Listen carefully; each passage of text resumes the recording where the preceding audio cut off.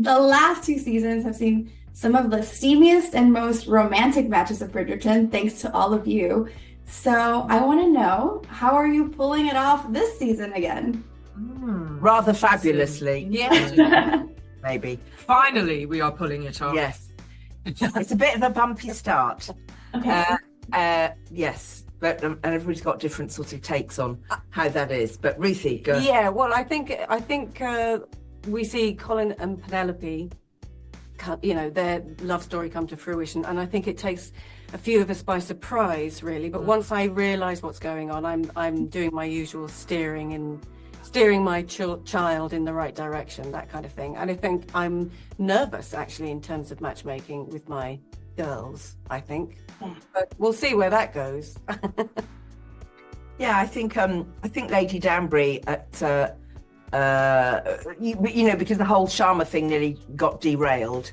Yeah. So I think Lady Danbury this season starts off being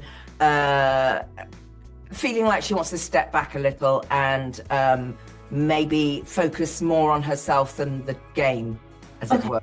But then she gets pulled back into the game almost immediately. Obviously, she loves the Bridgertons, and now we sort of understand why, because of Queen Charlotte and how that friendship started. But now it's its own thing. And so she's invested in what happens with Francesca, I think.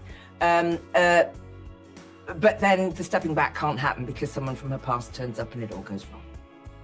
For season 2, Eloise is Eloise. This is her makeup. This is who she is. But I think because of the loss of, everything that's happened with Penelope and with Theo, I think she does feel slightly unstable. I don't think she feels her feet are as flat and firm on the ground as they were before. So I think because of that sort of led her to see what all the fuss is about, what everybody's sort of getting up to in these balls and things like that. And she, develops an unlikely friendship, and that sort of steers her in that way as well. But I think she's got a lot of self-discovery coming up. Francesca's always felt like the odd one out, as much as Eloise also has that kind of thing. But I think that's what pulls them together and why they do get along so well, is they both have that experience. But she is different to her siblings. She's introverted. I still wanted her to have that like Bridgerton banter, and for her to feel confident and comfortable around small groups of people and the people that she loves. But this is a really intimidating space for her, and I think most of the other Bridgertons just feel confident and great in front of anybody, and that's not something she shares. She kind of really runs away from the spotlight as much as she possibly can.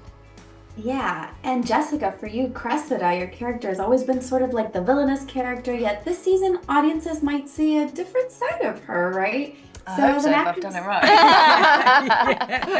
How do you navigate those complexities of this role and sort of bringing this more humane side to her? So much of it is in the writing. I mean, they wrote her so well, and to see it develop as the episodes came in, I was amazed. Jess has done a beautiful job, and it was a huge gift to play and to work opposite Claudia. I mean, if anyone ever gets the chance, I just got to say you're in for a real treat. Highly recommend. Highly recommend. We really enjoyed exploring the comedy side of this duo. Was like, they've always been the funny two that will gossip in the corner, but now we get to see them front and center and explore so many different themes within the season.